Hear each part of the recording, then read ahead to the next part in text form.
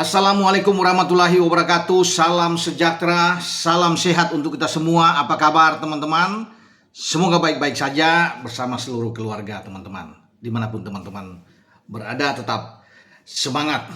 PSSI sedang mengupayakan untuk menambah amunisi di dalam skuad Garuda kita.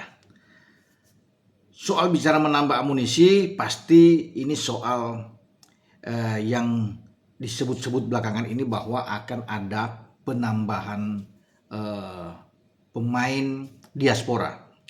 Jadi ada 2 pemain naturalisasi sedang dibidik. Nama-namanya belum beredar. Tetapi satu di antaranya, teman-teman, sedang diproses, sedang diurus, diupayakan untuk cepat. Ya, pada mungkin bulan-bulan depan sudah bisa masuk namanya di DPR RI. Kemudian nanti dalam rapat dan diputuskan untuk bisa menjadi warga negara Indonesia, mendapatkan paspor Indonesia tentunya. Ya, siapa namanya tidak bisa dibocorkan, kata PSSI. Ya, dan saya melihat kemungkinan itu karena sekarang sudah bergeser kan mengerucut itu ke Eropa. Jadi 2 nama ini teman-teman itu di Eropa. Nah, di video saya sebelumnya saya bilang bahwa dari 2 nama itu kemungkinan besar 1 striker, 1 gelandang. Karena kalau mendapatkan pemain belakang lagi, maka kita sudah semakin banyak di belakang. Apalagi Elkan Bagot itu sudah dipanggil lagi, sudah bergabung. Sehingga itu sudah menumpuk ya. Karena di belakang, apalagi di bek tengah. Ya, karena sudah ada Jai Ises, Kapten, ada Rizky Ridho, ada Yasin Hapner, apalagi Elkan masuk, ada Jordi, ada bisa juga dengan Kevin Dix akan masuk ke dalam. Jadi ini banyak. Makanya yang dibutuhkan itu adalah sektor tengah. Nah, di FIFA Series kan kita tahu bersama bahwa Tom Haye tidak bisa bermain. Usia juga Tom sudah masuk ke 30. Jadi perlu untuk ada persiapan masuk siapa pemain untuk sektor tengah. Karena Joe Pelupesi juga kan sudah usia 30. Jadi ini untuk ke depan. Karena kita membidik juga Piala Asia 2027 di Arab di Januari dan Februari. Kemudian akan persiapan ikut di kualifikasi itu Piala Dunia atau pra Piala Dunia nantinya pada 2030 ya ujungnya. Nah, ramai memang diperbincangkan. Nama-nama sudah berseliweran muncul dengan adanya bahwa akan ada naturalisasi dalam waktu cepat ini. Di FIFA Series mungkin enggak karena terlalu mepet. Dan itu juga sudah dikatakan oleh salah satu exco kan. Ya, teman saya itu Bang Arya juga sudah bilang bahwa kalau untuk waktu dekat tidak mungkin. Pada bulan depan atau 2 bulan depan itu mungkin. Ya, bisa saja di FIFA Matchday pada bulan Juni itu sudah tersedia.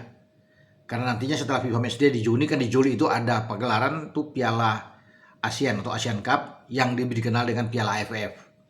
Ya, memang untuk urusan Piala AFF di luar agenda FIFA sehingga pemain-pemain diaspora yang bermain di luar ya tidak bisa datang untuk diberikan izin oleh klub-klub ya. Tetapi dengan banyaknya pemain-pemain diaspora yang sekarang sudah bermain di Liga Super, ini yang menguntungkan bagi pelatih John Herman untuk mengumpulkan pemain dan tampil di Piala AFF nantinya. Karena kita tahu di Persib seperti ada Eliano Reinders, kan ada Tom Haye, itu sudah bisa bermain lah. Di samping tentunya Beckham Putra, ada Mark Klok yang ada di sana.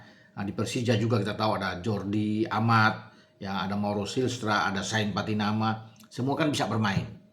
Ya. Kemudian ada juga dengan Ivar Jenner, ya.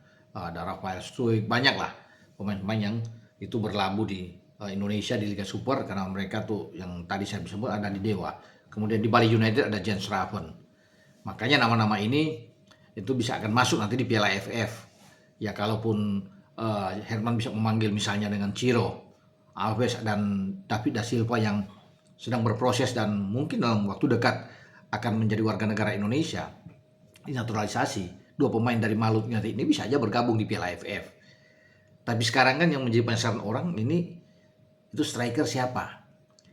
Menurut saya, ya feeling saya yang paling ya dekat adalah Dean Sandbergen. Tidak ada nama lain striker yang muncul ke permukaan, teman-teman. Hanya ada Dean Sandbergen. Maka dia yang paling pas untuk masuk walaupun dia bermain di extra divisi ya bersama dengan VVV Venlo. Tapi dia sudah membuktikan kapasitas dia, ya keunggulan dia di lini serang sebagai pemain nomor 9. Dan Dean Sandbergen ini kan dalam 26 laga bersama dengan VVV Venlo membuat 6 gol. Musim lalu, ya ini musim kedua dia di Venlo. Musim lalu dia bermain sedikit tapi ada 2 gol, mungkin 9 kali itu 2 gol, sehingga jumlahnya dari 35 pertandingan ya dia sudah membuat 8 gol. Makanya kalau dia dibidik, ya oke lah untuk bisa menjadi pendamping oleh Romani, karena mesti ada satu pemain yang bisa melapis. Ya walaupun kita tahu bersama kita sudah punya Raven, punya Mauro Silstra, ya ada Ramadan Sananta juga, ada Hoki, tapi tetap PSSI melihat dan juga bagi coach John Herman perlu ada satu pemain yang bisa ada di garis depan, yang bisa diambil untuk dinaturalisasi. Maka menurut saya kalau sekarang lagi berproses, dia adalah Dean Sandbergen. Ya, semoga apa yang saya katakan ini agak salah, ya, keliru. Tapi tidak ada nama lain untuk akan muncul. Kalau sampai muncul lagi yang baru yang bagus dan itu bisa didapatkan dari kasta yang lebih tinggi, itu top. Baik, karena sekarang memang masih dirahasiakan. Namun kalau sekali lagi saya bilang di sini, dengan Dean Sandbergen ini adalah pemain yang paling pas untuk saat ini. Kalau bilang berkejaran dengan waktu untuk bisa secepatnya dalam bulan depan misalnya untuk diproses, dan bulan depannya lagi mungkin di Mei sudah diambil sumpah, maka yang paling dekat adalah pemain berdarah Depok ini yang berusia 24 tahun. Nah, Dean Sandbergen ini ya selain masih muda, ya 24 tahun yang saya bilang tadi, punya tinggi badan juga 188. Jadi pas sebagai seorang striker, ujung tombak di lini serang timnas kita, dia cocok untuk bisa berdampingan dengan Ole Romani atau sebagai pelapis pengganti Ole Romani. Kalau Ole Romani cedera, dia bisa masuk. Karena John Herman katakan bermain dengan satu striker pasti Ole. Nah, sebagai super sub maka akan ada Dean Sandbergen. Kalau bermain dengan 2 striker bisa aja dicoba dua-dua akan bermain. Tapi kita beruntung kalau memang Sandbergen sudah oke, ya kita mendapatkan amunisi yang bagus, ya, untuk masa depan. Karena dengan usia 24, kita tahu dia masih bisa bermain 6 tahun sampai usia 30, 7 tahun, bisa lebih ke depan, sehingga ya banyak pilihan, banyak opsi di lini serang kita bagi John Herman. Karena John Herman memang perlu pemain tambahan di garis depan. Selain kita akan menunggu siapa pemain di lini tengah yang akan diambil. Nama-nama juga sudah banyak kan berseliweran. Nah, teman-teman pasti sudah tahu, spekulasi sana sini muncul. Termasuk dengan Ulrich, ya, Loren Ulrich sudah ada di sana. Tapi sekarang kita sedang menunggu juga ada pemain Madura United yang sedang berproses untuk dinaturalisasi, Jordi Weghman. Ya semoga dia bisa dipanggil juga ketika dia selesai, dia bisa masuk di dalam gerbong John Herman untuk ke depan. Artinya di Piala AFF yang lebih dekat untuk bisa menjadi juara di sana, karena kita belum pernah menjadi juara selain 6 kali kita runner up. Maka saya kembali ke Dean Sandbergen, kita akan tunggu, ya, apakah memang nama ini yang akan diambil atau keliru ada nama lain yang sengaja disimpan yang akan dimunculkan yang tentunya mungkin lebih bagus dari Dean Sandbergen. Tapi saya tidak melihat itu, ya. Ke depan ada pemain lain yang tentunya bagus atau bermain di kasta yang lebih tinggi, ya, untuk kemudian dinaturalisasi dan diambil. Saya pikir ini Dean Sandbergen adalah pemain yang sedang mungkin berproses. Ya kita tidak tahu tentunya, tetapi ini hanya feeling saya yang mengatakan bahwa dialah yang nantinya akan diambil untuk bermain di timnas kita. Ya kita tunggu saja, kita nantikan saja.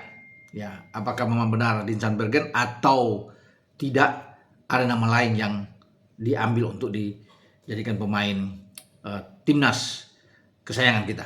Dengan saya Bung Ropan berbicara. Ciao.